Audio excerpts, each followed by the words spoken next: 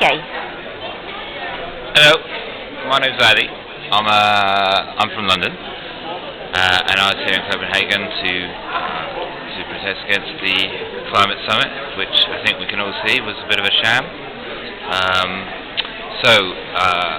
We've been here for nearly a week now, involved in quite a few of the protests. There was the No Borders protest on Tuesday. There was a big march, kind of missed on Saturday. And then Wednesday was a big day of action, and I was part of the bike bloc, and the bike bloc had lots of different swarms, and the swarms were little groups of bikes, and the idea was that we'd all be around the Bella Centre, coming in, creating distraction, creating confusion, having a bit of fun, all around the Bella Centre as other people were trying to enter in there, trying to support them.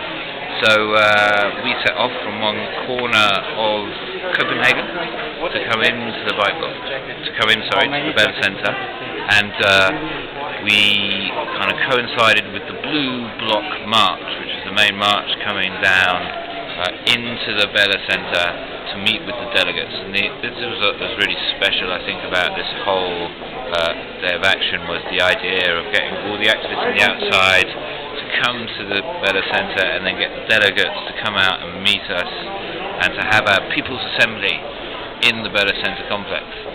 So that was the plan. Huge amount of police.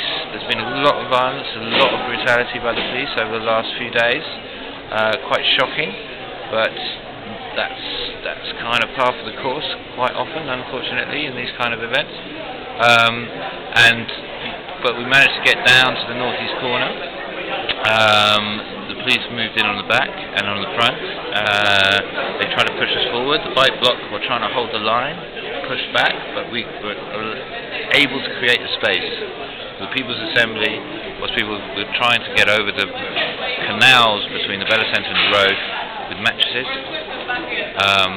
and that nearly worked. A few people got over. Unfortunately, got arrested. It was quite a tricky thing to do, really, but the People's Assembly came off in the car park. Unfortunately, the delegates were held back by the police. There was a lot of beatings there. A lot of people were arrested. They were trying to move out to meet the protesters, but the People's Assembly happened. It was a really amazing day in really cold weather, but everyone was fantastically high energy, lots of optimism, lots of hope.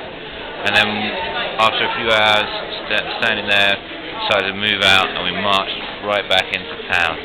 And it was a fantastic day, I think. I think it was an amazing day. It would have been so much better, I guess, if we'd actually managed to meet up, get into the complex, but that's a really hard thing to do. I think fundamentally the impacts of what we did will only be seen when the actual summit ends and everyone realises that the whole thing was something of a fiasco, really.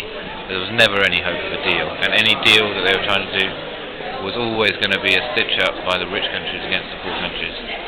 And I think when people see it in that context, they'll see us and they'll recognise that what we were doing was the right thing, and then an awful lot of people will want to join us for the next time, and it's got to be a next time, and it's got to be bigger, and it's got to be more. Because time's short.